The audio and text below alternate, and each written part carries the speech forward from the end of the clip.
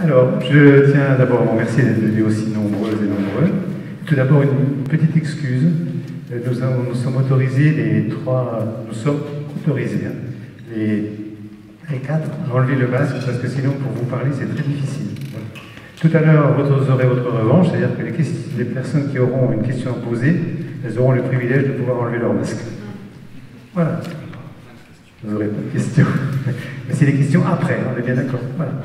Alors, nous allons... nous sommes retrouvés au cœur de ce forum pour un atelier conférence rencontre, qui s'appelle Violence partout, justice nulle part. Vaste sujet, aurait dit général. Alors, je vais vous présenter nos invités. On va commencer par la dame, mademoiselle. Marion Gachet, Dieu vous aide, c'est ça? Voilà. Je veux dire Marion, c'est plus facile. Et puis, à ses côtés, Cédric Hérault, qui nous parleront donc de ce livre qui s'appelle Change ton monde, et qui sont un mouvement de révolte contre les injustices et qui concerne en particulier l'immigration. Donc injustice à la fois dans l'accueil, injustice policière, injustice de la justice. Donc il y aura de quoi parler. Voilà.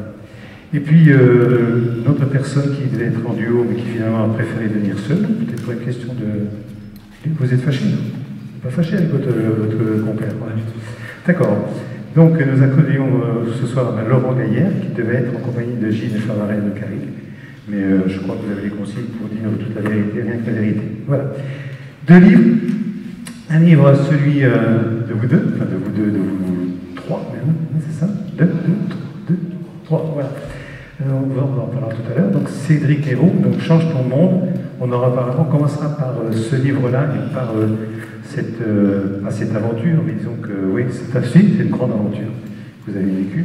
Et puis nous parlerons ensuite de Fier de punir, de Gilles Favarel-Garrigue, donc, et de Laurent Gaillère, qui traite le monde des justiciers. On le voit, c'est-à-dire des gens qui se trouvent que la justice ne fait pas son boulot et qui l'a fait à sa place. Voilà. Alors, Cédric Hérault, Cédric et Marion, bonjour. Livre Change ton monde, c'est le récit d'une révolte contre les injustices face à l'immigration. Donc ce que je vous propose, c'est de nous raconter, ou l'un ou l'autre, ou les deux ensemble, raconter un petit peu comment tout a commencé.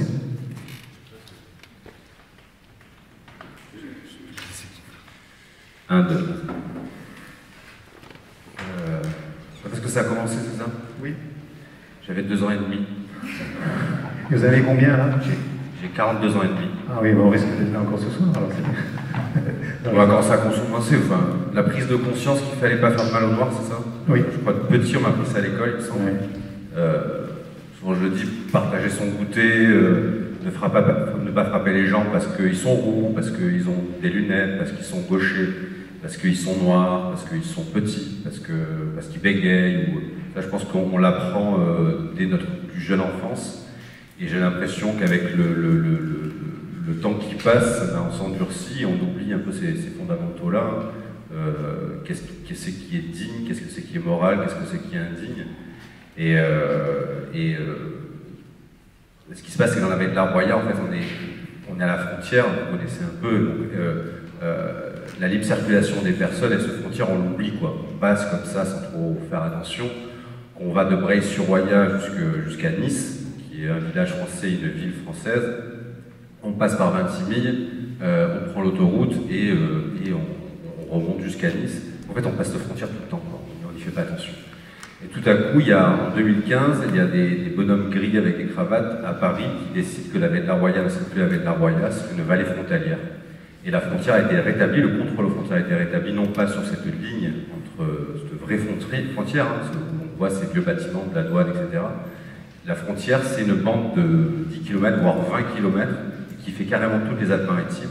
Et là, on se retrouve avec des contrôles policiers un peu de partout, entre Breil-sur-Roya et Nice, et qui contrôlent, soi-disant, comme prétexte, la lutte contre le terrorisme. Parce qu'il est interdit dans l'espace Schengen d'entraver la libre circulation des personnes, même des Noirs, je vous assure. Et c'est Schengen qui le dit, hein, donc le prétexte, en fait, pour lutter contre l'immigration, c'est la lutte contre le terrorisme, parce que l'immigration ne peut pas être considérée comme un trouble à l'ordre public. Et en fait, on peut remettre le contrôle aux frontières que quand il y a un potentiel trouble l'ordre public. Et c'est pour ça qu'ils prennent comme excuse la lutte contre l'immigration, contre le terrorisme. Et en fait, ils fouillent les coffres, etc., machin, pour voir s'il y a des jeunes africains qui se cachent dans la voiture des gens de la veille de la Roya. Et on regarde s'il y a des noirs dans les voitures ou pas. Et carrément, ça arrive, par exemple, on a un noir dans la voiture, donc on a un blanc conduit, on demande au blanc les papiers du noir. Est-ce que le monsieur d'à côté a les papiers, s'il vous plaît? Et donc, quand est-ce que ça a commencé? Je crois que la question, c'est la question quand est-ce qu'il y a l'engagement politique et au moment de se dire, ben, quoi qu'il m'en coûte, je vais y aller. Et je crois que c'est quand j'ai vu dans l'église de Sant'Antonio, une église à Vintimille, d'un prêtre qui avait ouvert ses portes à des enfants, à des familles, à des personnes handicapées, des personnes vulnérables. Et ce qui est fou, c'est que les femmes deviennent vulnérables. Pourquoi plus quoi? Parce que elles deviennent cibles. Vous savez, c'est cible de la prostitution, cible du viol, et du coup, ce contrôle aux frontières, en fait, cette fermeture des frontières, les met en danger directement. Et donc, je rencontre cette église et je vois pas mal de gamins entassés, des familles entassées, etc. Et ma mère, elle était assistante maternelle avant, et elle m'a appris depuis gamin, je reviens quand j'avais 2 ans et demi, et elle m'a appris à partager ma chambre, mes jouets, etc. Et je suis né aussi dans un quartier populaire qui s'appelle l'Ariane, un quartier niçois, et où j'ai côtoyé des personnes qui étaient issues de l'immigration, et j'ai baigné là-dedans, en fait, dans l'indifférence de la différence, etc. Et cette protection, enfin, cette obligation de l'adulte de protéger l'enfant. Donc, j'ai aidé des gens à traverser, non pas à traverser une frontière, mais à éviter des dangers mis en place par l'État français. Et ça a été en 2016, au printemps 2016, où je prends une prise de conscience et une volonté politique d'aider des gens. Et Marion, vous avez rejoint ce combat à quel moment? Alors moi c'était en 2017, en fait à l'époque je faisais un voyage en Europe, j'étais partie d'Espagne et j'allais jusqu'en Grèce, je faisais la route des Balkans mais dans le sens inverse on va dire. Et mon but c'était d'aller à la rencontre des personnes en exil et aussi des personnes qui les accueillaient, des associations. Et j'avais un peu 2 idées en tête, c'était de prouver qu'il n'y avait aucune politique européenne commune sur l'accueil de ces personnes, ça on s'en doutait un peu, mais surtout que du coup les citoyens partout en Europe, pas seulement en France, prenaient le relais et développaient des vraies structures alternatives pour accueillir ces personnes. Et en fait, je rebondis par rapport à la violence. Moi quand je suis partie d'Espagne, je savais que le début de mon parcours et la fin, ça allait être les frontières les plus chaudes, entre guillemets. Je m'attendais vraiment à avoir des horreurs à la frontière avec la Serbie, avec la Hongrie, parce qu'à l'époque, on en parlait beaucoup. Et quand je suis arrivée dans la vallée de la Roya, j'ai découvert un monde que j'aurais jamais pu imaginer, en fait, parce que ces horreurs que j'imaginais en Europe plus lointaine, on va dire plus loin de chez nous, c'était chez nous. C'était à nos propres frontières et c'était vraiment inimaginable. Et à l'époque, la vallée de la Roya, pour ceux qui visualisent pas, c'est vraiment une enclave en territoire italien, et une grande partie d'ailleurs était encore italien il y a quelques décennies. Et donc il faut savoir que voilà, les gens rentraient sur ce territoire, et s'ils continuaient vers le nord, ils se retrouvaient de nouveau en Italie, alors qu'ils pensaient être arrivés en France. Et cette vallée de la Roya, c'est devenu un no man's land par rapport aux droits, par rapport à la prise en charge. C'est que les citoyens, les habitants de la vallée se sont trouvés complètement seuls et complètement démunis. Ils pouvaient poser de questions à personne, personne ne savait ce qui était légal, illégal. Et je pense que la violence, elle est là aussi, elle est dans l'abandon complet du territoire. C'est que les habitants de la vallée n'avaient même plus l'impression d'être dans le département des Alpes-Maritimes, tellement ils étaient esselés et complètement rejetés. Donc moi je suis arrivée en 2017, à l'époque où justement Cédric et ses collègues de Roya Citoyenne étaient en train d'utiliser la carte juridique pour faire changer les choses. Ils avaient commencé avec la carte médiatique, ça avait commencé à avoir de l'impact. Et ils se sont rendus compte que pour vraiment avoir du poids et permettre l'enjeu de l'époque, et ça l'est toujours, c'était l'accès à la demande d'asile dans la vallée de la Roya, même pas à la frontière, dans la vallée de la Roya, et la prise en charge des mineurs isolés. Et du coup, on en reparlera après, mais il y a tout un stratagème juridique, une sorte de piège qui a été monté pour faire valoir leurs droits dans la vallée. Cédric, lorsque vous êtes lancé dans cette mission de secourir les migrants, de leur faciliter le passage et l'intégration, est-ce que vous attendiez à une telle violence, à la fois policière, mais en même temps de la justice? Et comme le dit Marion, la violence s'est vraiment abattue sur les personnes en exil, et on s'y est habitué malheureusement, on le voit à Paris ou à Calais où il y a de la violence tous les jours contre les personnes en exil. Et après, moi je ne me suis jamais fait frapper, j'ai jamais eu... la violence, elle a été peut-être psychologique avec les gardes à vue, les perquisitions. J'ai essuyé 11 gardes à vue et 5 perquisitions, avec une multitude de procès, etc. Mais la violence, elle est forte dans le côté psychologique, c'est qu'on a l'impression d'être seul et de crier dans une pièce vide. Et que, vous savez, comme ces mauvais rêves, des fois qu'on crie, personne ne vous entend. J'ai l'impression d'être un peu tout seul, enfin on avait l'impression d'être un peu seul, et qu'on dénonçait des choses qui nous paraissaient dingues et violentes. On a l'impression de crier voilà, dans une salle vide, quoi. Et personne ne nous entendait, que ce soit la justice, parce que si on a médiatisé, c'était pas pour passer la télé, vendre de la pâte d'olive, hein, c'était pas ça, ou de la tablade. Si on a médiatisé, c'était pour alerter le ministère public, c'était pour alerter la justice. On s'est mis dans la gueule du loup, en fait. C'est-à-dire, monsieur le procureur, regarde ce que je fais, viens me prendre. Et parce qu'on avait besoin aussi de se mettre devant la justice et de dénoncer en fait cette violence de l'État contre les personnes en exil. Parce que ce qu'on disait en fait, c'était, le constat qu'on faisait, c'est que c'était quand même un jeu de loi cynique où les gens en exil tiraient des dés et arrivaient dans une case plus ou moins dangereuse, ou case en avant, ou 3 cases en arrière. Et il y avait une espèce de mérite à avoir d'arriver en France, et le mérite était de passer par la violence. Et il m'est arrivé une fois, j'étais dans l'église de Saint-Antonio, cette fameuse église. Et là, donc, je commence à être connu de par tous les gamins qui sont là.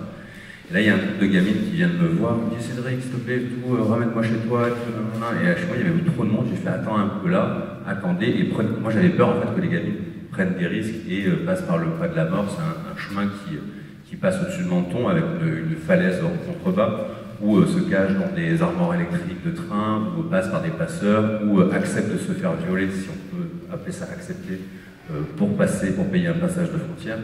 Donc je dis aux gamines de rester là, le lendemain il y a une des gamines qui se fait écraser par un camion sur l'autoroute, et là la violence elle est là. Enfin, c'est quand un gamin qui vit l'immigration meurt sur l'autoroute, il n'y a pas d'enquête. Si un petit blond ou une petite blonde aux yeux bleus meurt sur l'autoroute écrasé par un camion, il y a une enquête. Et personne ne se demande qu'est-ce que fait un enfant sur les territoires français, à un marché, à contresens sur l'autoroute, et comment ça se fait en fait. Et comment ça se fait que ce gamin n'ait pas été pris en charge, comment ça se fait que ce gamin ait été reconduit illégalement en Italie auparavant, comment ça se fait que la police française mettait des enfants, la police française, vous imaginez, enfin, par demande du préfet, mettait des gamins dans le train entre Menton et Vintimille pour les cacher de la police italienne. C'est quand même dingue, c'est qu'on a les flics qui mettent des gamins dans le train pour les cacher de la police italienne pour faire du passage de frontière complètement illégal.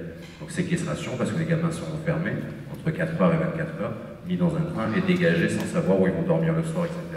Et je crois que la violence, elle est plus dans cet aspect-là en fait, de ne pas être entendu, de ne pas être écouté ni considéré, parce que quand on est en procès, on parle de gens, et il y a le procureur en face, ou le juge qui est là et qui parle de SI, étrangers en situation irrégulière, ou de flux, ou de quotas, et nous on parle de gens. Et ce qui est très compliqué, ce qu'il y a de plus violent, c'est quand l'individu n'est plus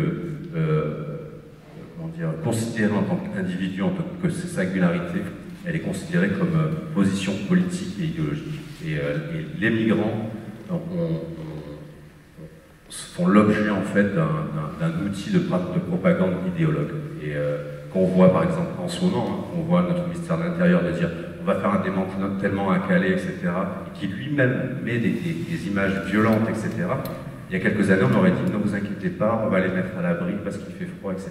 Là, la revendication du ministère de l'Intérieur, c'est de dire regardez, on va être violent face aux étrangers. Et là, je trouve qu'il y a de l'indécence, et là, je trouve qu'il y a de la violence physique de par les étrangers. Et pour nous, la violence, je crois qu'elle est psychologique et elle remet en question quand même beaucoup de fondamentaux. Alors, avant de vous lancer dans cette action, vous aviez une vie associative hein, dans votre village. Comment réagit la population? Est-ce qu'il y a eu une adhésion ou on s'est dit, oh là là, qu'est-ce que c'est ce fou? Comment réagit un petit peu ceux qui vous entouraient? Je suis loin d'être le premier à avoir réagi. Il y a pas mal d'assauts militantes qui ont agi bien avant moi. Moi, je suis arrivé un peu tard même dans cette lutte-là. Et comment on réagit? Au départ, ça a été assez compris. En fait, ce qui a foutu le bordel localement, c'est la médiatisation. C'est qu'il y a eu une dépossession de la part des gens, les locaux, sur leur vallée. la vallée de la Roya, ça devenait la vallée de Cédric-Héroux, etc., machin, ou la vallée des migrants. Et ça, ils n'ont pas trop accepté. Mais au départ de la lutte, quand n'importe qui peut être sensible et se sensibilise quand il voit, parce qu'il y a beaucoup de gamins qui venaient à pied par groupe de 10, 15, et les gens étaient sensibilisés, qu'ils soient de droite ou de gauche, à cet abandon complet et cette non-gestion absolue de l'État français, quoi. Et après, il y a eu des mouvements qui se sont créés, donc une association d'extrême droite qui s'est montée, qui a fait un peu un flop, et ils voulaient attaquer Roya Citoyenne, l'association dans laquelle j'étais avant, et pour demander la dissolution au parquet. Et ils sont allés en procès, et ils ont perdu, et ils ont dû, ils ont été condamnés à 5 000 € de dommages et intérêts pour Roya Citoyenne, qu'ils n'ont jamais payé. Ils ont fait un appel à dons pour financer ces 5 000 €, ils ont eu 230 €. Moi, franchement, à leur place, j'aurais mis l'argent moi, en fait. J'aurais fait n'importe quoi. J'aurais demandé à ma mère, s'il te plaît, 10 € quelque chose, enfin, au moins par dignité. Et c'est pour ça qu'on voit les limites, en fait. Parce que là, en ce moment, on entend beaucoup de racisme porté par des politiques, etc. On entend beaucoup ça en ce moment à la radio, à la télé. Et moi, sur le terrain, je ne le vois pas trop, en fait. Moi, le racisme, je le vois dans l'État, je le vois dans nos politiques, et dans la rue, je le vois pas tant que ça, quoi. En fait, pourtant, on bouge pas mal avec Marion, etc. Et j'ai pas l'impression, dans le train, on voit des Noirs, des Arabes, des Blancs, ça a l'air de bien se passer, on fait la queue à la boulangerie pareil. Et ce racisme, moi, je le vois plus sur les institutions et l'État, cette violence, que dans la population. Alors, si vous permettez, je vais lire le Clésio qui a fait une belle préface à votre livre. Donc, je vais lire un passage. Ouais, elle est gênante. N'écoutez pas ça. Elle est gênante. Elle est très gênante. Non, il n'est pas... Non, c'est très juste. Non. Donc, le récit de Cédric-Héroux est passionnant parce qu'il n'est pas seulement un récit, il est au plus près de la vie. Mener une action pour secourir les migrants clandestins, c'est s'exposer à la vindicte de l'État plus puissant, qui dispose de l'autorité, de la force exécutoire, de l'appui de la majorité et même de l'opinion, trop souvent versatile et manipulée par les politiques. Cela signifie être harcelé, arrêté sans motif, menotté comme un délinquant, bousculé, malmené verbalement, enfermé dans ses locaux, honte de la démocratie française que sont les cellules de garde à vue. Promiscuité, saleté, lumière électrique jour et nuit comme un acte de torture. Cela signifie être traîné en justice, mis en accusation par des procédures malveillants et dédaigneux pour des motifs mensongers, appuyés par de faux témoignages, pédophilie, trafic de faux papiers, raquettes, outrage à agent d'autorité. Cela signifie être sous la menace de représailles, être accusé d'être un passeur, un proxénète, un traître à la nation. Pour accepter tout cela, il faut être plus que courageux. Il faut faire preuve d'obstination, d'inflexibilité. Il faut savoir aussi à l'occasion se montrer humoriste. Je vais prendre cette phrase que j'aime beaucoup. Lorsque l'on lui demande en public, lors d'une rencontre à Saint-Malo, pourquoi il s'est lancé dans cette aventure, Cédric-Héroux répond simplement. Est-ce que vous lui répondez? Je dis que j'avais plus peur de ma mère que du procureur. Et que si je m'arrête pas et des gamins au bord de la route, je me fais engueuler par ma mère. Si je ne l'aurais pas fait, ma mère m'aurait disputé. Ouais, c'est ça. Est-ce que là, justement, tout est résumé dans cette... Alors, vous dites que c'est... Je trouve que c'est la vérité. Bon, après, notre modestie, on souffre un peu, mais c'est un petit peu la réalité des choses, ce qui s'est passé, de cette volonté que vous avez, et de surtout cette volonté qui s'est heurtée à la fois à la violence et à la justice. Ouais, mais c'est surtout je pense, parce que c'est très égoïste, en fait, de vouloir aider les gens. On parle d'altruisme, mais c'est pas de l'altruisme du tout, en fait. On se bat pour des convictions, en fait. On se bat pour une morale et on a l'impression, en fait, si on arrête, en fait, qu'on comprend une problématique et la seule solution qu'on voit, c'est de se dire, il faut que je m'engage. Si on ne s'engage pas, on a une perte de liberté, quoi. Et on se sent possédé par nos peurs, on se sent possédé. C'est pour ça que notre devise, elle est pas si bête, quoi. Liberté, égalité, fraternité. C'est que la liberté, en fait, passera forcément par la fraternité et l'égalité aussi. Et je trouve que cette devise, elle a pris beaucoup de sens pour moi pendant ce combat-là. Et sinon, si j'agissais vraiment par peur de me retrouver face à mes contradictions, quoi. C'est ce que, enfin, moi j'aime bien aller dans les bars, picoler avec les potes et tout, et je me revendiquais militant, un peu de gauche, anard, etc., avec des grands discours, voire révolutionnaires, etc. Puis d'un coup, on se retrouve face à une problématique et on commence à à trouver 3 solutions en face de nous. Je l'ai fait, hein, mettre des œillères et faire semblant que rien n'existait, etc. pour garder mon confort de vie, ma liberté factice en fait. Et, ou alors il y avait un autre choix, c'est de se dire, se mettre contre ces gens. Il y a des gens de l'extrême droite le font en fait. C'est le choix le plus simple, je crois, c'est de dire ah, ces gens sont mauvais, forcément, donc on ne va pas les aider, il faut les dégager. Et il y a le troisième choix qui est plus compliqué, mais qui apporte beaucoup, c'est l'engagement, et je choisis cette troisième possibilité, quoi, d'ordre de l'engagement. Alors, face aux injustices de la justice, il y a quand même une décision du Conseil constitutionnel en 2018, je la lis, le principe de fraternité et la liberté d'aider autrui dans un but humanitaire, sans considération de la régularité de son séjour sur le territoire international. C'est une consolation, c'est quelque chose, c'est la conclusion d'un combat, ou si ça vous a apporté quelque chose, cette décision du Conseil constitutionnel? Franchement, non. Non, on s'en cague un peu tout ça. Mais c'est pas. Je me rappelle, il y a un moment, il y a Serge Slama. Déjà, quand les avocats m'ont dit on va faire une QPC et tout, ces questions critères de constitutionnalité, vas-y, parle en français, je comprends pas. Et donc, c'est vrai que le mécanisme en fait juridique, c'est pour ça que c'est un travail de groupe, c'est un travail collectif. Et ce qu'on a des avocats qui ont travaillé, des juristes qui ont travaillé parce qu'ils croient en la cause. En fait, ils n'ont pas défendu Cédric Herrou. Cédric Herrou, quand il va dans un procès, ben, c'est pas moi, quoi. Moi, je suis porte-parole de quelque chose, je suis pas chef de quelque chose, je suis porte-parole et je vais défendre des idées. C'est pour ça que ça protège aussi. C'est qu'on entend 8 mois avec prison, avec sursis, etc. C'est clair que si je vais en tôle, c'est moi qui vais en tôle, pas les avocats. Hein.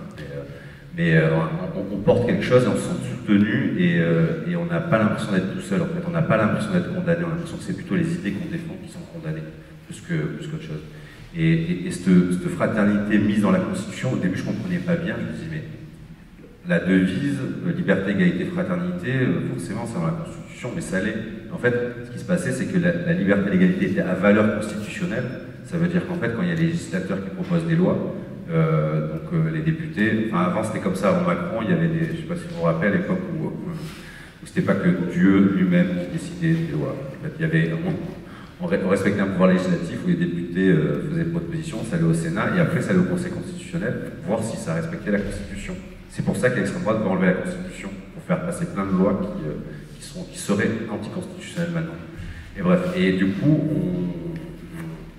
les avocats vont au Conseil constitutionnel et demandent en fait si ce qu'on appelle le délit de solidarité mettait pas à défaut la devise et la fraternité n'étant pas à valeur constitutionnelle, le Conseil constitutionnel a répondu que ça devait l'être de par la devise et a mis la fraternité à valeur constitutionnelle.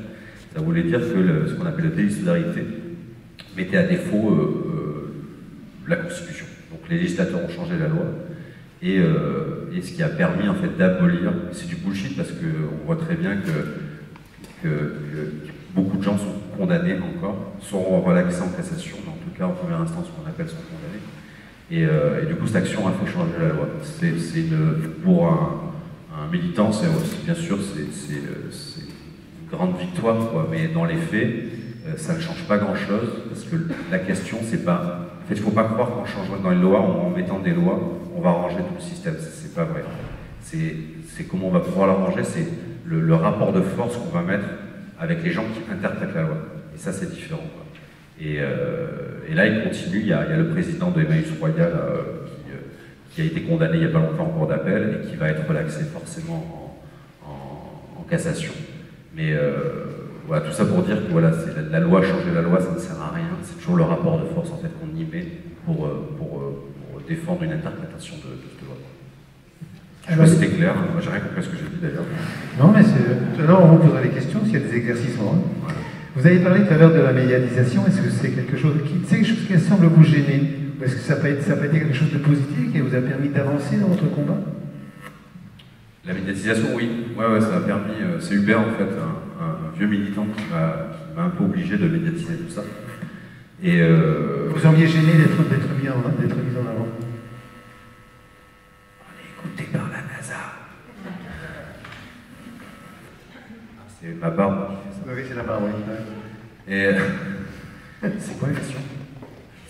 La médiatisation, le c'est fait Hubert. d'être mis en avant, ça a l'air de vous gêner ou alors au début, oui, parce que j'ai découvert ma calvitie sur France 3. C'est embêtant, ça. Franchement, ça fait vraiment bizarre. Ouais. Bah oui, c'est gênant, on n'aime pas sa voix, on n'aime pas sa gueule, c'est compliqué, forcément oui, c'est compliqué. Et puis surtout au début, je faisais des complexes parce que moi j'ai appris, là je parle mieux qu'avant. Au début, j'avais vraiment du mal, quoi, et je me trouvais mauvais. Et je me suis dit, putain, je ne suis pas à la hauteur, quoi. Je ne suis pas à la hauteur de gens contre qui je combats. Et je me suis dit, mais après, je me suis un peu rassuré. C'est là où j'ai enlevé aussi le trac et le stress, quand on parle aux journalistes, qu'on fait des directs, etc. Et c'est que je me suis dit, mais il ne faut pas vouloir ressembler à ce monde-là, en fait, parce que tu l'as toujours combattu. Et tu ne vas pas maintenant mettre tout en œuvre pour lui ressembler. Et je me suis dit, c'est pas grave, quoi, en fait. Et on a le droit aussi d'arriver sur un plateau de télé ou sur une radio ou être médiatisé si on fait des fautes de français, si on n'arrive pas bien à s'exprimer, si on n'est pas à l'aise, etc. Et ça m'a rendu beaucoup plus à l'aise. C'est vrai que c'est compliqué, c'est que surtout, c'est forcément un sujet de migration qui ne plaît pas à tout le monde. Hein. Et on se retrouve avec des menaces de mort, on se retrouve avec... surtout, ce qui a dérangé le système, parce que ça aussi, ça a été un outil de notre part, un outil militant, de se servir des médias pour dénoncer et pour taquiner un peu le pouvoir en place. Et il y a un article en particulier qui a vraiment déclenché tout ça. C'était l'article du New York Times. On a fait la première page sur le New York Times. À l'époque, c'était Valls qui était ministre de l'Intérieur. Et ça l'a beaucoup énervé, M. Valls. Et à partir de là, en fait, il y a vraiment ce rouleau compresseur dont je parle dans le bouquin là, qui vient et qui veut écraser. Parce que au fond d'eux-mêmes, ils s'en foutent, hein, qu'on aide des étrangers, qu'on a des gens, des Africains à la maison, ils s'en foutent complet, quoi. Eux, ce qui dérange, en fait, c'est qu'on dénonce. On dénonce parce que, en fait, ce qu'ils ont dit, c'est qu'ils regardez Cédric Iroux, cet idéologue, nos bordeurs qui ne respectent pas la loi, etc., machin. Je dis, c'est vrai, toi non plus, tu ne respectes pas la loi, quoi. Et on a commencé à attaquer le préfet, ça c'était une stratégie aussi militante, on a attaqué le préfet au tribunal administratif. Et mon avocat, Zia Ouloumi, l'a fait condamner depuis 400 fois. Pour entrave grave à la demande d'asile, pour la mise en danger de mineurs isolés, etc. Et on a prouvé aussi grâce à la médiatisation. Parce que faire condamner un préfet et que ça ne passe pas à la télé ou à la radio, ça fait ni chaud, ni froid, ni au préfet, ni à personne. Parce que le préfet s'en fout royalement d'être condamné au tribunal administratif. Surtout quand le ministre de l'Intérieur lui dit vas-y à fond pour lutter contre la migration, les lois on s'en fout, etc. Tu peux les bafouer comme tu veux. Mais ce qu'ils n'aiment pas, c'est que ça passe à la télé, quoi. Donc faire condamner un préfet sans parler à la télé ou à la radio ou dans des journaux, ça ne sert à pas grand-chose. C'est pour ça que l'aspect de la com est ultra important dans les luttes militantes et politiques, quoi. Donc je pense qu'ils ont beaucoup apprécié votre film, ça s'appelle Livre, Michel Descotte, qui en plus a obtenu un prix à Cannes 2018. Ça devait être difficile à avaler comme préfet. Tu veux parler un peu? Oui, Marion. On a réveillé Marion, hein, ça va. Marion. Le film, est-ce que le film a été quelque chose... Alors justement, c'est la question que je voulais poser. Quel a été votre rapport, vous, et est-ce que c'est vous qui avez un petit peu suscité le fait de mettre en image, finalement, ces actions? Alors non, pas vraiment. Par contre, nous, ce qu'on a apporté, donc c'est Michel Touesca, qui est un ami de la vallée, qui habite Saorge, qui a commencé à filmer en 2015, et comme disait Cédric, à l'époque, Cédric n'était pas du tout engagé, donc il filmait d'autres personnes, d'autres familles qui accueillaient. Mais voilà, il lui manquait un peu un récit pour en faire un film. Et finalement, Cédric a accepté, donc il est devenu un peu le personnage principal, et au montage, justement, parce qu'on voulait raconter un combat porté par une personne, les autres personnes sont un peu passées à la trappe, on va dire. Mais là où on a eu un rôle avec Cédric, c'est qu'on a organisé en fait une tournée en France avec le distributeur Jour de Fête, et on allait à chaque fois qu'on allait dans une ville, un village, on allait vraiment un peu partout, on prenait le temps de rencontrer des associations locales et de faire un peu un audit, un état des lieux. Et justement, ça me fait penser à ce que disait Cédric tout à l'heure. Effectivement, en fait, des gens comme Cédric, en tout cas qui accueillent et qui sont dans la défense de la dignité humaine en général, hein, pas que de l'accueil des exilés, c'est des centaines de milliers de personnes. Et ça, pareil, vu que c'est pas médiatisé, que c'est pas mis sur le devant de la scène, ça a peu de poids. Et comme il disait, des émissions sur BFM qui prônent le racisme vont prendre beaucoup plus de poids dans l'espace médiatique. Donc effectivement, nous, quand on fait des réunions, par exemple, on parle de Cédric Héroux en disant « il ». Enfin, c'est vraiment une espèce d'outil politique qu'on utilise et qui porte la parole globale. Et quand on a fait cette tournée du film, on a fait plus de 80 dates. Et je pense que ouais, c'est vraiment ça qui a énervé notre préfet, mais pas que, je pense plusieurs. C'est que partout où on allait, il y avait salle comble. Et en fait, bah déjà ça a fait beaucoup de bien aux personnes qui accueillaient en France, qui étaient engagées dans le secteur associatif, parce qu'ils ont dit mais merci enfin d'en parler et merci de nous donner la niaque pour continuer, parce qu'on en parlait hier soir à Lille. Il y avait des militants de Calais dans la salle qui disaient en fait il y a quelque chose d'assez commun dans le milieu, c'est le burn-out du militant, ou la dépression militante. C'est que quand on a l'impression d'être face à un mur ou d'être dans une salle où personne ne nous entend, bah, on a envie de tout abandonner. Et parce qu'aussi la question de l'exil est ultra complexe. Enfin, quand on est en face de soi quelqu'un qui a quitté toute sa famille, qui a vu ses proches mourir, qui a traversé la Méditerranée, le Sahara, enfin qui a connu que des horreurs. On en parle souvent avec Cédric, on en parle dans le film. On ne peut même pas parler d'empathie en fait. C'est des gens qui ont vécu des traumas qu'on n'a même pas idée. On ne pourra jamais se mettre dans leur compte, se mettre à leur place. Et nous, ce qu'on dit souvent, parce que par rapport à la question de la médiatisation, souvent Cédric a été attaqué en disant tu parles pour eux, c'est à eux de prendre la parole, etc. Mais bien évidemment, et nous, on a souvent entraîné ou encouragé les personnes qu'on accueillait à prendre la parole, mais en fait, elles ne peuvent pas. Elles sont encore dans un processus de migration, elles arrivent dans un endroit, par définition, qui n'est pas chez eux. Donc voilà, il y a quelque chose d'hyper violent, encore une fois. Et nous, on pense vraiment que c'est au peuple qui accueille, le peuple accueillant, enfin qui se revendique accueillant, c'est à lui de médiatiser, c'est à lui de prendre la parole, et c'est à lui d'attaquer l'État et la République à laquelle on fait partie, parce que les personnes qui arrivent, enfin, elles veulent justement s'intégrer dans cette République-là et dans cet État, et on ne peut pas leur demander de passer à tous les JT et de péter des plombs sur les plateaux. Enfin voilà, il y a quelque chose que... Je ne sais plus ce que je voulais dire. Mais... C'est bien, c'était clair. Juste une question à poser, est-ce que vous avez invité monsieur le préfet à la montée des marches à Cannes? Si on a invité? Oui. Oui, c'est invité peut-être. Ça a beaucoup énervé le préfet. Moi j'imagine, ouais. Mais pas que en fait. En fait, on discutait. En fait, on avait été invité l'année d'avant au Festival de Cannes, parce qu'il y avait le producteur de Michel Toesca du doc Libre qui était à Cannes. Et donc, Festival de Cannes, les dorures, les paillettes, machin, nan. Et nous, on était dans la Vallée de la Roya, et il y avait 80 personnes qui étaient chez moi, qui dormaient dehors, dans la boue, etc. Et je leur ai dit, c'est indécent, votre festival est indécent quand on sait ce qui se passe à la frontière, quoi. Vous ne pouvez pas rester comme ça, il faut que vous vous positionnez, quoi. Et le producteur avait appelé Frémont, et Frémont nous avait invités à monter les marches, et ce qui avait, juste en soutien, hein, et ce qui avait très énervé le préfet, le ministre de la Culture à l'époque, etc. Et après, il nous avait repris, on avait remonté les marches du Festival de Cannes parce qu'il y a le livre qui était sorti, donc le documentaire. Et là, c'était assez fou, ça avait énervé beaucoup Frémont. Moi, je ne l'avais pas vu, c'est pendant la montée des marches. Il y avait un cordon de flics en civil avec des walkies. Je ne sais pas ce qu'ils attendaient, voilà. Par exemple, il y a eu une fouille spécifique à notre véhicule. On arrive avec des véhicules, c'est le protocole, avec un véhicule officiel. Et là, la fouille du véhicule s'est faite par le préfet, quoi, par la police directement. Et il y avait vraiment une espèce de phobie. Voilà, après, il a focalisé, c'est qu'on l'a beaucoup taquiné en tant qu'individu. En fait, on l'a sorti de l'ombre, c'était une de nos stratégies. C'est qu'on n'a jamais fait de com anti-flic, jamais. Et on a toujours attaqué la fonction du préfet, et surtout on lui a mis un nom.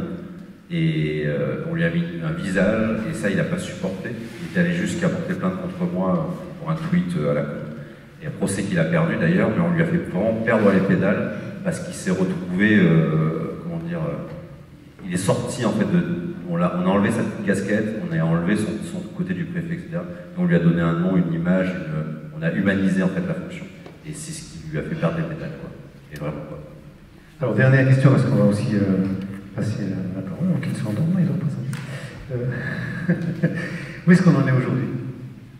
Je vais laisser Marion qui se réveille à nouveau. Alors, pour à faire vite. Donc, entre 2016 et 2018, on a accueilli les personnes en exil qui passaient la frontière. Au début, donc Cédric, comme il raconte dans son livre, allait les chercher. Ensuite, elles venaient par elles-mêmes. Et à partir de 2018, enfin début 2019 même, on a fait un constat, c'est qu'on était en train de sortir de notre accueil d'urgence pour un accueil plus moyen terme. Parce qu'en fait, il y avait des personnes qui avaient passé la frontière et qui restaient chez nous, qui allaient demander l'asile à Nice et qui revenaient dans notre ferme pour y vivre parce qu'elles n'avaient pas de plan, pas de famille, pas de potes ailleurs, enfin, il n'y avait pas de projection possible. Et nous, on n'était pas du tout outillés pour ça.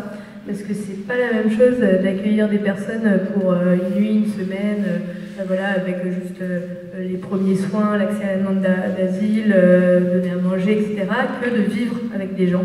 Et des gens qui, comme ils arrêtent leur migration, il y a la carapace qui leur permettait d'avancer et de surmonter toutes ces épreuves qui se brisent. Et là, c'est la dépression. La dépression, on s'est retrouvé avec des gens qui dormaient la journée, qui passaient la nuit sur le smartphone, qui étaient complètement dépressifs, qui se nourrissaient plus, et on ne savait pas quoi faire. Et certaines d'entre elles nous disaient, mais nous, on veut bien bosser avec vous sur la ferme, parce que Cédric est agriculteur depuis 2006. Et à cette époque-là, la ferme était encerclée par une cinquantaine de gendarmes mobiles avec des postes de surveillance qui, quand même, vérifiaient un peu ce qu'on faisait. Donc, c'était impossible de les faire bosser avec nous. On aurait été accusés de travail dissimulé, et ils auraient eu raison. Parce qu'il faut savoir que les personnes en demande d'asile n'ont pas le droit de travailler, sauf sous dérogation exceptionnelle de la préfecture, mais ça arrive rarement. Donc c'était au même moment que la tournée du film libre. Quand on a rencontré toutes ces assos en France, on cherchait un peu de l'inspiration pour créer une nouvelle structure et pour pérenniser notre action, notre accueil sur le long terme. Et on a redécouvert le mouvement Emmaüs, en fait, tout simplement. Comme tout le monde, on connaissait de nom, on voyait à peu près le délire avec les bric-à-brac, etc., mais on ne savait pas dans les faits. Et en fait, les communautés Emmaüs, c'est des OACAS, O-A-C-A-S, des organismes d'accueil communautaire par activité solidaire. C'est un cadre légal qui existe depuis 2010, qui est assez passionnant. En fait, c'est des lieux de physique qui accueillent des personnes, donc hébergent, nourrit, blanchit, accompagne socialement toute personne en situation de précarité sans domicile fixe, donc pas forcément des demandeurs d'asile ou des étrangers, qui font de l'accueil inconditionnel. Et les personnes donc, qui sont accueillies participent à une activité dite de réinsertion. Donc, en France, il y a 119 communautés Emmaüs qui font du bric-à-brac. On peut aller dans les brocantes, acheter le frigo, le t-shirt, c'est ça. Les personnes qui vous vendent les objets, c'est des personnes sans-abri qui sont accueillies. Et nous, on les a contactés en disant, en fait, on aimerait bien vous rejoindre, avoir le même modèle que vous. Par contre, les frigos, c'est pas trop notre truc, on veut faire de l'agriculture. Et à l'époque, on ne savait pas si ça allait passer, parce que déjà, c'était pas du tout leur activité, et on n'était pas sûr non plus qu'un Cédric Héroux dans leur rang, ça les intéresse vivement. Et finalement, ça l'a fait, donc on a commencé tout le processus d'intégration d'Emmaüs France. Emmaüs France, c'est une fédération d'associations. Nous, on avait déjà notre asso qui datait de 2017, on a changé de nom. Et l'ironie, c'est qu'au bout de plusieurs mois, donc pour intégrer Emmaüs France, à la fin, il y a Emmaüs France qui envoie notre nom au ministère de l'Intérieur pour nous faire agréer, entre guillemets, WACAS. Heureusement, le ministère de l'Intérieur ne peut rien dire parce que c'est Emmaüs France qui a le dernier mot. Donc voilà, et c'est la seule organisation légale en France qui permet à des personnes sans papier d'être accueillies et surtout d'être partie prenante d'une activité. Donc elles ne sont pas salariées, elles touchent un pécule, ce qu'on appelle une allocation communautaire à la fin du mois. Mais ce qui est intéressant, c'est que nous, l'association, enfin les communautés Emmaüs, cotisent à l'URSSAF pour ces personnes. C'est un peu le seul moyen pour ces personnes d'être en France, d'être intégrées, de cotiser à l'URSSAF. Et donc voilà, on est devenu une communauté Emmaüs en juillet 2019. On fait maraîchage, poules pondeuses et oléiculture, huile d'olive et pâte d'olive. Et l'objectif, c'est de voir un peu si ce modèle pérenne fonctionne pour pouvoir le dupliquer ailleurs en France. Voilà, donc si je comprends bien, elle allait continuer. Donc le livre, écoutez, si vous voulez tout savoir, parce que là c'est en détail, j'allais dire une belle aventure, oui c'est une aventure, c'est un combat, c'est une belle aventure. Donc ça s'appelle Change ton monde, et c'est donc publié sur une maison d'édition très sympathique qui s'appelle Les Liens qui libèrent. Voilà. Ben, merci en attendant, mais vous pouvez rester. Hein. Merci.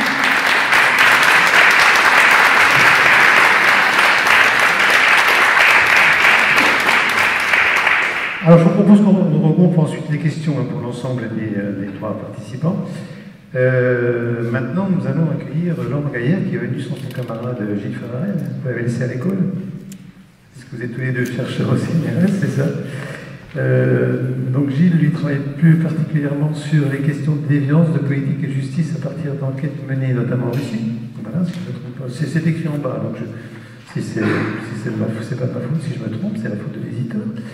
Et Laurent, lui, est également chercheur, il est spécialiste du sous-continent indien et s'intéresse plus particulièrement aux dynamiques urbaines et aux mobilisations violentes en Inde et au Pakistan. Le livre s'appelle « Fier de punir, le monde des justiciers hors la loi ». Qu'est-ce qui vous a amené à vous intéresser à ces gens qui décident de faire justice eux-mêmes? Alors peut-être un peu en écho, hein, ce que dit Cédric, c'est aussi une histoire de gamin. Tout le monde entend, c'est bon? Oui. Oui. Pardon, c'est aussi une histoire de gamin hein, au départ. Là comme ça? Là comme ça c'est mieux? Alors c'est aussi une histoire de gamin hein, au départ, sensiblement différente de celle de Cédric. C'est l'histoire d'une fascination pour ces figures de vengeurs masqués, de justiciers autoproclamés, hein, de Zorro à Batman, qu'on a tous vus dans des bandes dessinées, dans des films, des westerns. Et c'est une envie partagée, hein, aussi une fascination qui s'est prolongée dans notre adolescence et dans notre âge adulte pour le cinéma de genre, les comics, et une volonté aussi de trouver un objet commun et d'aller voir un peu la réalité derrière ces figures iconiques qui ont bercé notre enfance et structuré nos imaginaires. Et donc on a voulu, donc Gilles travaillant sur la Russie, moi travaillant sur l'Inde et le Pakistan, aller un peu à la rencontre des justiciers en chair et en os et de faire l'histoire et un portrait contemporain de l'auto-justice, hein, en partant d'abord de ces figures historiques, hein, donc de ce qu'on appelle les vigilantes de la conquête de l'Ouest, des formes aussi beaucoup plus sombres et encore plus violentes que sont les lynchages hein, dans l'Amérique du début, de la fin du 19e et du début du 20e siècle. Et puis on a continué à parcourir hein, ce paysage de l'auto-justice jusqu'à ses formes contemporaines.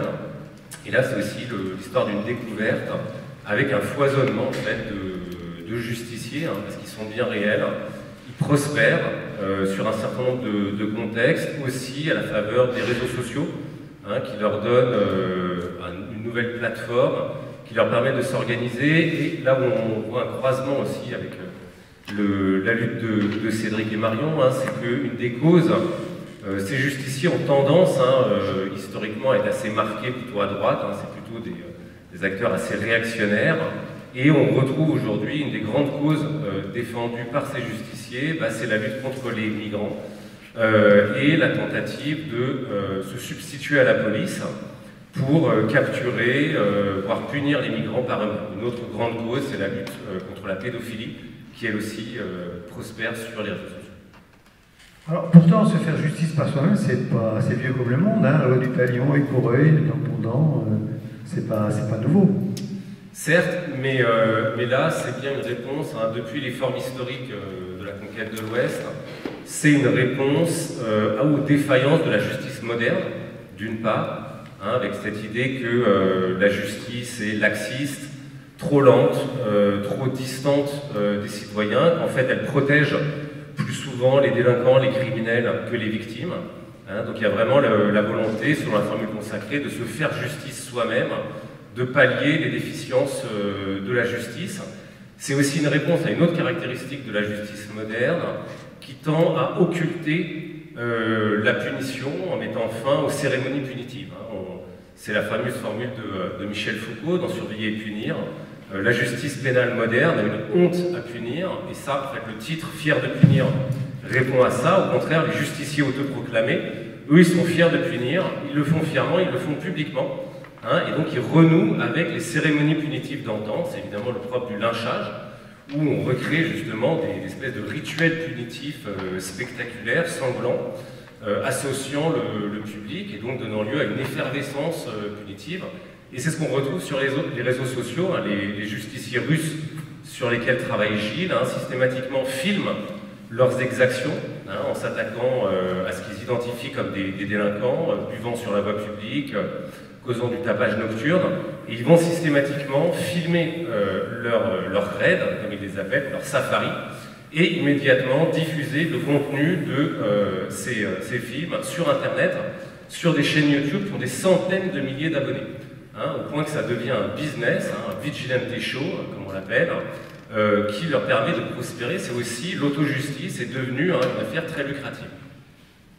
Alors vous les appelez des entrepreneurs de morale? Oui, c'est les entrepreneurs de morale, dans tous les sens du terme, hein, c'est-à-dire qu'ils défendent une certaine idée de la morale, hein, une idée de l'ordre public, mais aussi de l'ordre moral, sexuel, racial. Hein, ils réaffirment des rapports, des hiérarchies, des rapports de domination. Et c'est aussi des entreprises au sens économique, hein, du terme, parce qu'il y a un business, hein, donc de l'autojustice. Ces justiciers russes en particulier, hein, insèrent des publicités dans leurs films particulièrement violents, et donc prospèrent, vivent de ça. C'est devenu aussi des professionnels, d'une certaine manière, de l'autojustice en ce sens. Alors ça, c'est des initiatives personnelles, des initiatives de groupe, des initiatives de gens qui vont ensemble, mais certaines de ces initiatives, oh, je vais y arriver, oui, de ces initiatives, la prochaine fois j'emploierai un mot plus simple, sont encouragées souvent, dans certains pays, par les autorités extrajudiciaires. On prend l'exemple du Brésil, qui est le plus connu, on prend l'exemple aussi aux Philippines, et puis en Inde, c'est celle que vous citez. Comment peut-on arriver, en fait, que des individus soient ainsi encouragés par des autorités, finalement, à rendre la justice? Oui, alors c'est le paradoxe, hein, c'est-à-dire qu'ils se substituent, ces justiciers autoproclamés se substituent aux forces de l'ordre et à la justice, hein, pour défendre leur propre idée de l'ordre, et en fait ils violent la loi pour maintenir l'ordre. Hein. C'est le principe, le paradoxe de cette auto-justice. En même temps, hein, pour ne pas finir en prison ou victime de sanctions pénales, ils doivent bénéficier, pour inscrire leur action dans la durée, ils doivent bénéficier d'une complaisance, voire d'une complicité avérée des forces de l'ordre. Hein, typiquement, les scènes de lynchage qu'on observe dans certains barrios de Bolivie ou dans certaines grandes villes africaines, ou du Pakistan, là où je travaille, on voit systématiquement, hein, la police est présente, elle n'est pas absente. C'est pas le syndrome d'un État déficient, absent. La police est là, mais elle n'intervient pas. Hein. Elle laisse faire, parfois par peur, mais aussi souvent par complaisance, voire par sympathie avérée pour ces justiciers. Donc il est essentiel que l'État ferme les yeux, voire encourage parfois ces auto-justiciers. Alors en même temps, on a aussi un certain nombre de cas, vous évoquiez le Brésil, mais aussi l'Inde, le Pakistan sur lesquels je travaille, les Philippines, hein, de Rodrigo Duterte, où la police elle-même se transforme en justicier. Donc ce qu'on a voulu faire aussi dans le livre, c'est décliner l'ensemble du spectre. Hein, on part des formes les plus autonomes, de citoyens autoproclamés qui vont rendre la justice par eux-mêmes, et on remonte ensuite vers l'État, hein, pour montrer aussi que certains acteurs étatiques, policiers, avec l'aval de leur hiérarchie, avec l'aval parfois des plus hautes autorités étatiques, vont faire le ménage eux-mêmes, hein, c'est-à-dire aussi exterminer des populations jugées justement à problème, et vont faire du nettoyage social. C'est le cas en particulier au Brésil, en Inde, au Pakistan et évidemment aux Philippines, où là on a des milliers, voire des dizaines de milliers de consommateurs, trafiquants de drogue, exterminés par les forces de police.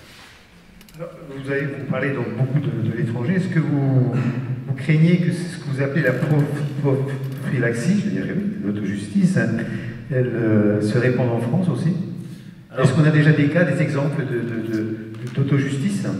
Oui, alors ce qu'on voit se développer en France, alors la France est vraiment un cas limite, hein, parce que c'est un pays du fait de sa tradition régalienne, jacobine, où la police n'aime pas trop partager, hein, son monopole d'usage de la force. Encore que, hein, on a quand même pas mal d'histoires aussi de collusion historique, hein, l'époque du SAC, après tout, n'est pas si loin, où la police française, hein, s'acoquinait avec la pègre, avec toutes sortes de mercenaires et d'acteurs fascisants pour maintenir une certaine idée de l'ordre, hein, dans les années 60-70. Aujourd'hui, on est un peu loin de ça, encore que l'affaire Benalla n'est pas si loin, où on voit certains acteurs, hein, s'octroyer eux-mêmes des missions de police hors du cadre légal, mais avec l'approbation des plus hautes autorités de l'État. Mais ce qu'on observe surtout, le plus proche de ce qu'on décrit, c'est d'abord ce qu'on appelle les chasseurs de pédophiles, hein, qui commencent à se développer. On a un certain nombre de groupes qui vont tenter de piéger les pédophiles, d'abord sur Internet, puis parfois en leur donnant des rendez-vous, en se faisant passer pour des mineurs et ensuite en essayant de les piéger, de les humilier, parfois en les filmant aussi.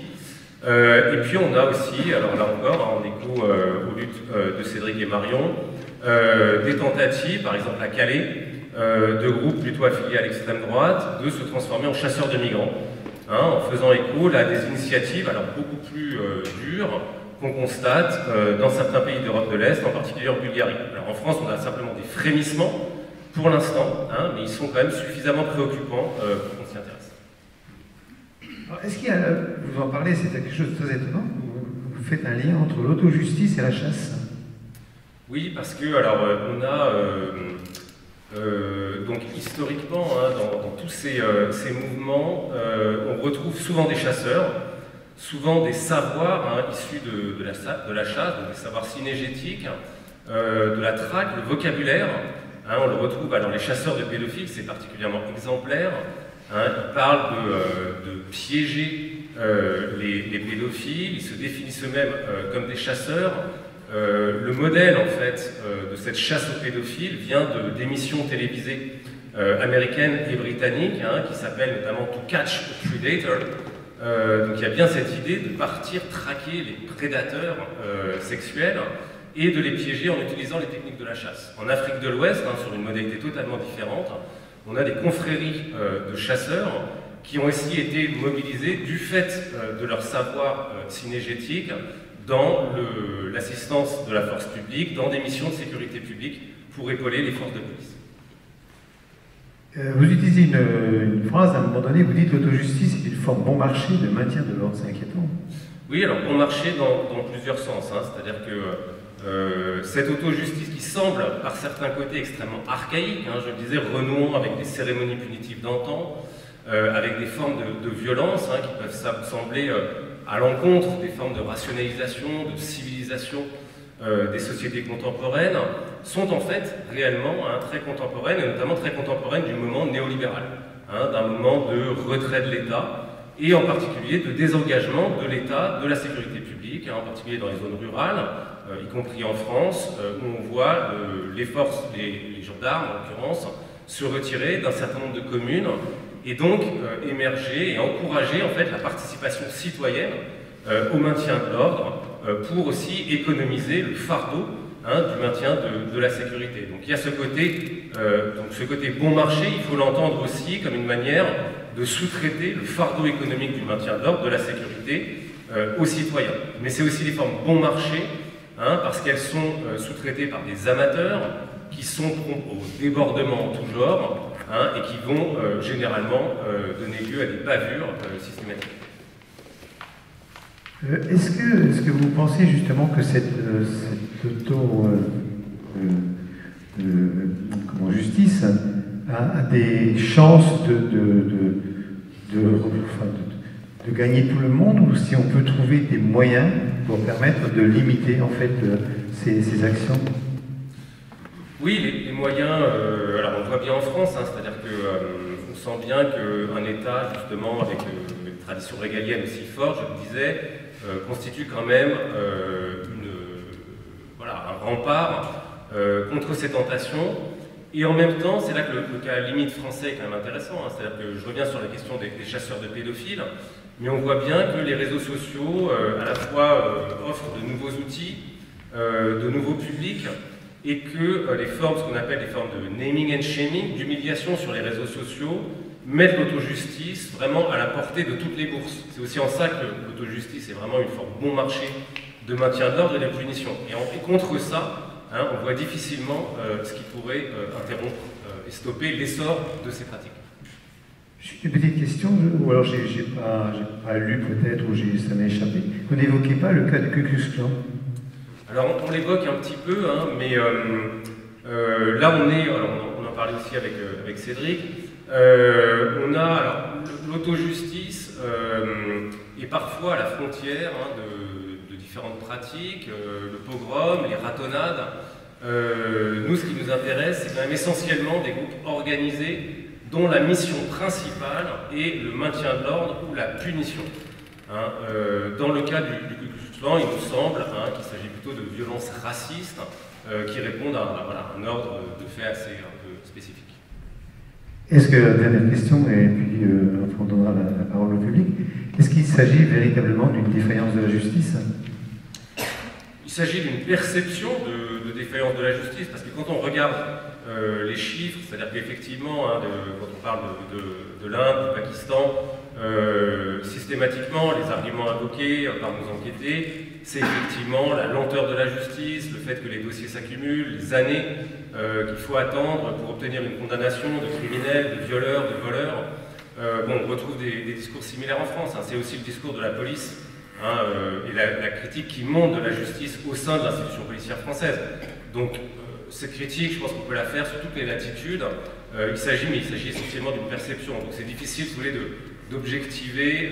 C'est propre aussi la lenteur. C'est aussi parfois la garantie, justement, d'une procédure judiciaire régulière et juste. Peut-être d'une perception de certaines injustices. Bien sûr. Et effectivement, dont il faut tenir compte. Parce qu'en même temps, je le disais, tendanciellement, l'autojustice est plutôt un phénomène réactionnaire, de mâles blancs, xénophobes, défendant leurs privilèges et leur domination. En même temps, ce qu'on a aussi voulu montrer, c'est que ça peut être aussi une mobilisation du pauvre, parce que précisément c'est une forme de mobilisation d'autojustice bon marché, de réponse aux défaillances de l'État, une réponse aussi à l'abandon de certains quartiers, de certaines populations par l'État.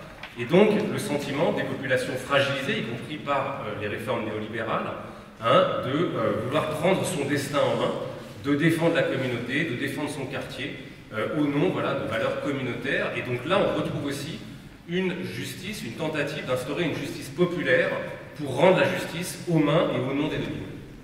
Voilà, alors Gilles Favarel-Garrigue, Laurent Gaillère, fier de punir le monde des justiciers hors la loi, c'est aux éditions du Seuil.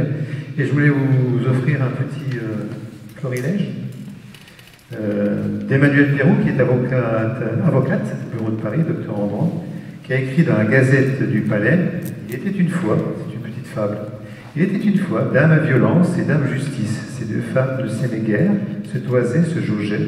La première fournissait ses armes en tout domaine et en tout lieu, la seconde trépignait d'impatience faute de moyens. Dame justice peinait en amont à prévenir ces expressions multiples d'âme violence et en aval à les sanctionner utilement. Procédure pénale trop complexe oblige. Les avocats et les magistrats s'en inquiétaient. Parfois, dame police s'initiait dans leur querelle, impuissante elle aussi, quand elle ne savait pas de bouc émissaire. Les médias ne contribuaient guère à l'apaisement. Ainsi allait le monde, en 2021, depuis l'année des temps. Violence, vie, violence, justice et injustice allaient de concert. Divisés pour mieux régner, demeuraient habiles, soulignaient les cyniques. Petite suite. Dame Justice voulait continuer de croire envers et contre tout en l'humanité et la fraternité. Ça, c'est pour Cédric. Et imaginez parvenir à aider Dame Violence à trouver des mots pour décrire, sinon guérir ces mots, grâce à la médiation et dans l'enceinte judiciaire. Projet ambitieux, idéaliste, naïf, seul l'avenir nous le dira. Voilà, c'était une petite fable que je vous ai dit, et je vous ai dit aussi. Et puis maintenant, on va passer aux questions. Alors, les gens qui veulent poser une question, ils ont un privilège, ils peuvent enlever le masque le temps de la question. Question. On a évoqué Calais tout à l'heure. Il y a des gens qui connaissent bien Calais dans la salle? Il n'entend pas, il est en train de discuter. Non, il n'entend pas. Vous n'avez pas de questions? Ah, voilà. Alors, allez-y, vous levez, vous enlevez le masque, vous posez votre question.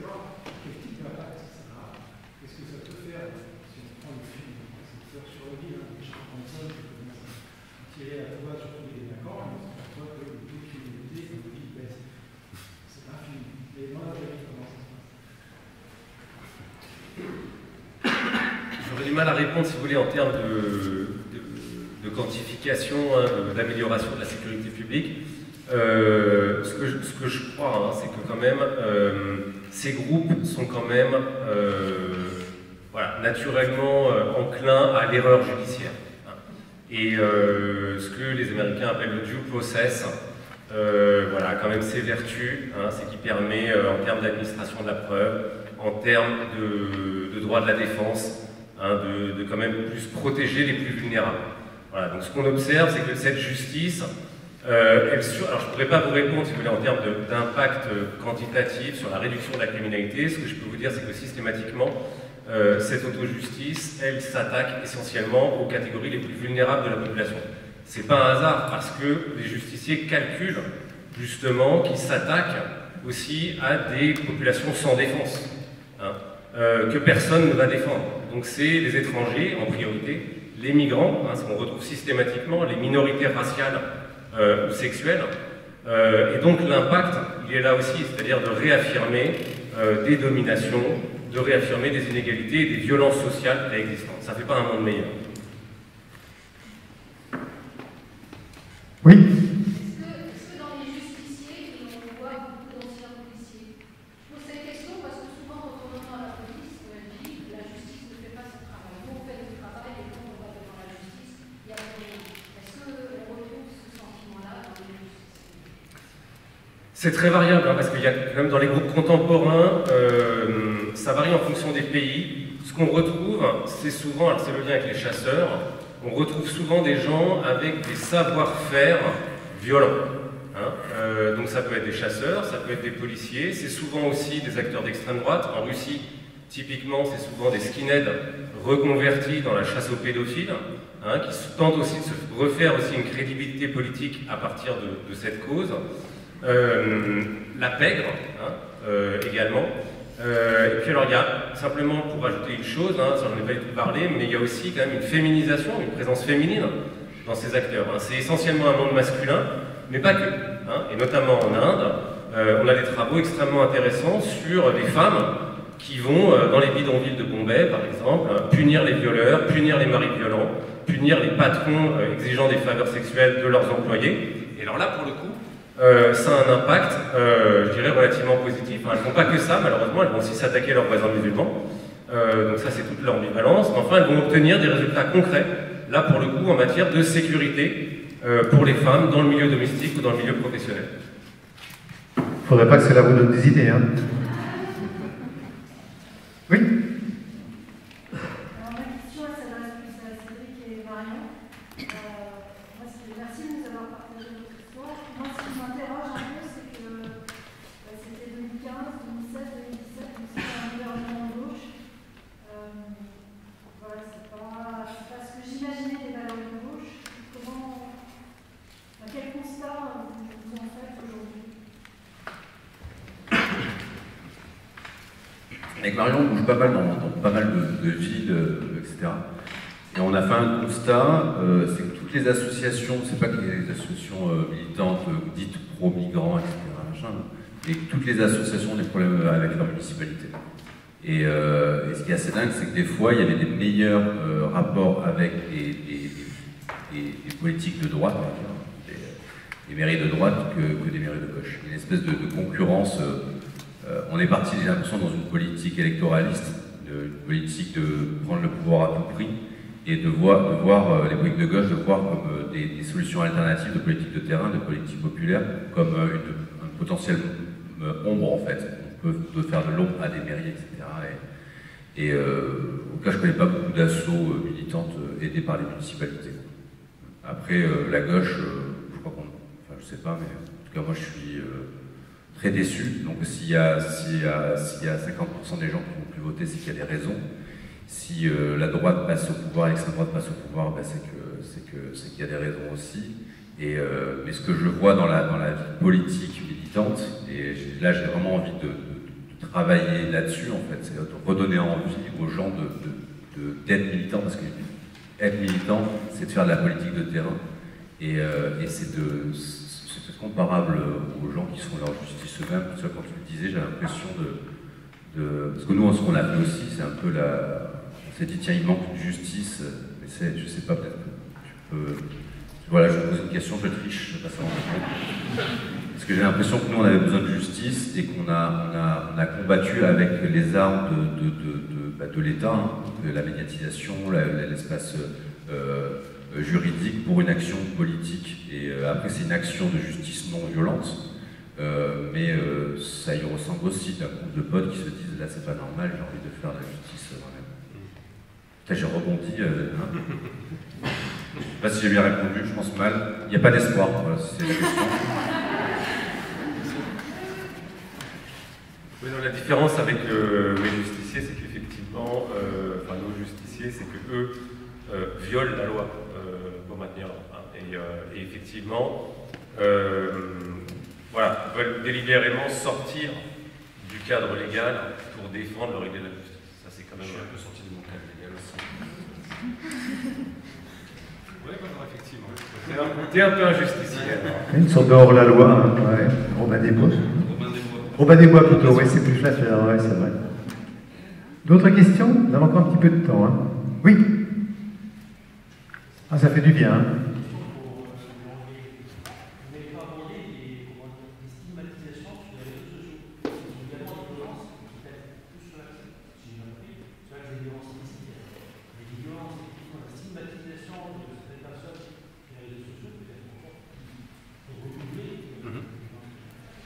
On l'a abordé un petit peu, hein, légèrement. Oui, oui, absolument. Enfin, on ne couvre pas uniquement la violence physique. Hein. C'est-à-dire que précisément, il y a le naming and shaming correspond justement à une forme de peine attribuée à des délinquants présumés ou de simples déviants. Et donc précisément, ça rentre dans le cadre justement de ce qu'on étudie, d'une violence plus symbolique, mais non moins réelle, hein, qui peut conduire justement, je parlais de cette émission, la Catch a Predator, qui est vraiment le modèle de ces chasses aux pédophiles maintenant mondialisées, et qui ont conduit à plusieurs suicides. Et c'est comme ça en fait que l'émission aussi s'est interrompue. Donc voilà, on est bien quand même dans la violence. Petite dernière, la route. Oui, oui. Vous avez droit à 2 questions, oui. Oui. Je voulais savoir où ça en était maintenant, à Breil, par rapport aux immigrants et à l'accueil de la population, la réaction des gens du village et de la vallée.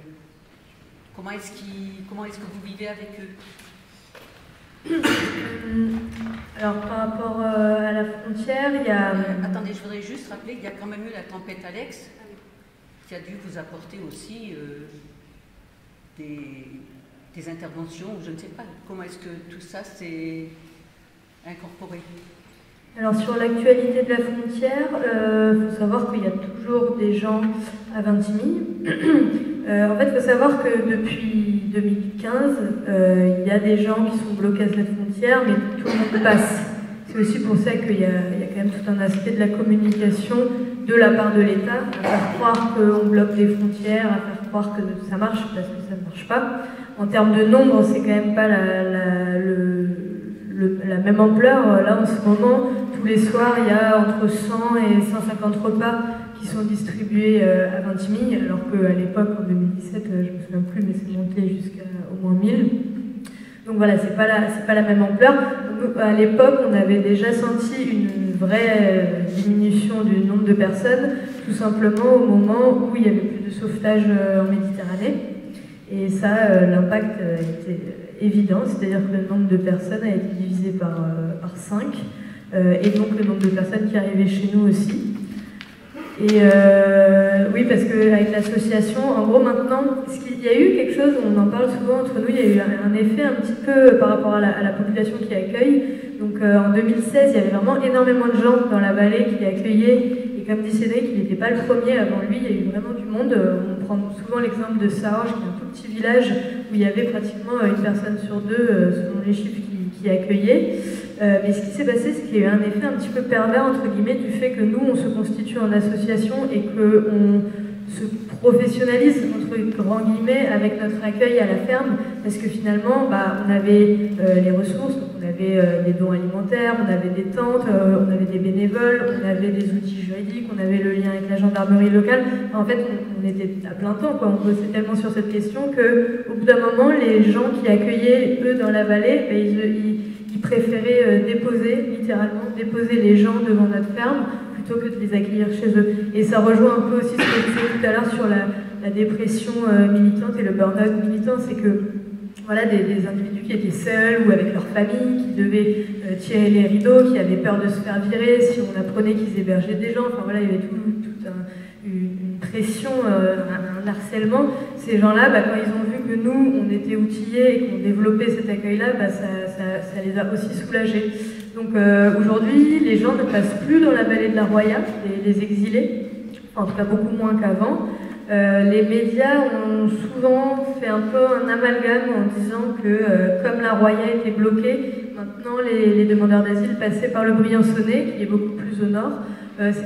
Nous, entre associatifs, quand on en parle, on considère que c'est pas vrai dans le sens où il y a toujours eu des routes différentes. Donc il y a toujours eu une route dans le Briançonnais, il y a toujours une route chez nous, il y a toujours une route dans le Pays Basque, mais il y a des routes un peu partout en fait. Et selon les nationalités, selon les communautés, selon les groupes, selon le bouche à oreille, les routes se redéveloppent, se referment et changent. Mais voilà, aujourd'hui, là, il y a énormément, en ce moment, il paraît qu'il y a entre 10 et 30 personnes qui arrivent chaque jour dans le Briançon. Je ne sais pas si vous avez entendu parler, mais voilà, ça se passe pas très bien. Là, il y a 300 personnes qui dorment dans une tente devant une église à Briançon. Mais donc voilà, nous, les gens, il y a toujours des gens coincés à Vintimille, mais ils passent la frontière. Avec soit des passeurs professionnels, soit dans le train, soit sur l'autoroute encore. Mais il y a la Roya n'est plus sur leur route, on va dire. Peut-être pour la tempête, tu veux dire un mot? On s'est pris une tempête dans la gueule l'année dernière, une tempête Alex. Donc le réchauffement climatique, c'est incarné vraiment, quoi. C'est sorti de la radio, de la télé, de toutes ces histoires, etc. Et on s'est pris un demi-mètre d'eau dans la nuit au mètre carré, ça fait une demi-tonne par mètre carré. Et donc ça a arraché des ponts, ça a tué des gens, ça a arraché les routes, ça a cassé l'infrastructure. Et ce qui est assez désolant, tout à l'heure il y a une dame posée sur les dynamiques de gauche, il n'y a pas de gauche chez nous, on est à l'extrême droite de la France, c'est vraiment... mais par contre la population avait envie d'aller vers un environnement plus vert, des pistes cyclables, de l'accès par le train, etc. etc. Et vu que ce n'est pas les citoyens qui décident et que c'est les élus, surtout dans les Alpes-Maritimes, il y a quand même une dynamique de la corruption qui est quasi qui est institutionnelle clairement, mais qui fait partie un peu des murs, quoi. Depuis l'époque de Matzin, etc. C'est qu'ils ont fait une espèce d'appel d'offres simplifié, on appelle ça simplifié chez nous, ça veut tout dire. Et donc du coup on fait travailler les copains, etc. Et en fait la reconstruction elle se fait à l'identique avec une opacité assez énorme sur la façon de faire, aucune concertation, quasiment pas de réunion publique. Et voilà, donc il y a encore des villages qui sont isolés. Et sinon, là, on va dire un tiers des routes ont été reconstruites, des ponts. Et voilà, en tout cas la population est assez déçue de la dynamique dans laquelle ça prend, sans point de vue environnemental. Un petit dernier, mais rapide, parce que le temps qui nous est imparti. J'aurais une question pour Laurent Gaillet, parce que du coup j'ai... Je pense qu'il faut vous lever, parce qu'après ça, ils vont pas entendre. J'aurais une question pour Laurent Gaillet, parce que du coup, par rapport à vos deux interventions, j'ai essayé de faire des liens, parce que c'est très intéressant. Et vous disiez tout à l'heure que Cédric Héroux, vous disiez par rapport à son militantisme, qu'il était justicier, parce que du coup, vous disiez qu'il allait contre... un cadre légal, mais finalement, est-ce que la question qu'il y a derrière, c'est pas la question de l'ordre et de savoir de quel ordre on parle, quel ordre défend Cédric Héroux, qui serait peut-être pas du tout le même ordre qui est voulu en fait par ces militants, ces groupes souvent d'extrême droite dont vous parliez tout à l'heure. Oui, alors il y a la notion de l'ordre et puis il y a la notion de la justice. Et d'une justice, alors il peut y avoir chez certains la volonté de faire appliquer les lois existantes, ça c'est plutôt effectivement la tendance conservatrice, franchement réactionnaire, de défendre un ordre racial, sexuel, Et puis il peut y avoir effectivement cette figure du justicier dans son versant voilà, un peu plus disons héroïque, hein, clairement, et voilà, qui nous donne aussi un peu plus à espérer, qui est un justicier tentant de résoudre les inégalités, d'apporter plus de justice. Voilà, c'est aussi cette figure, hein, et voilà, je pense que c'est aussi ça. Voilà. Bien, mais écoutez, je remercie nos intervenants. Donc, je vous rappelle les deux ouvrages qui ont été présentés ce soir. Change ton monde, fier de punir. Ils seront dédicacés pour ceux qui et celles qui le souhaitent, donc aux tables de dédicace. Je vous remercie de votre participation.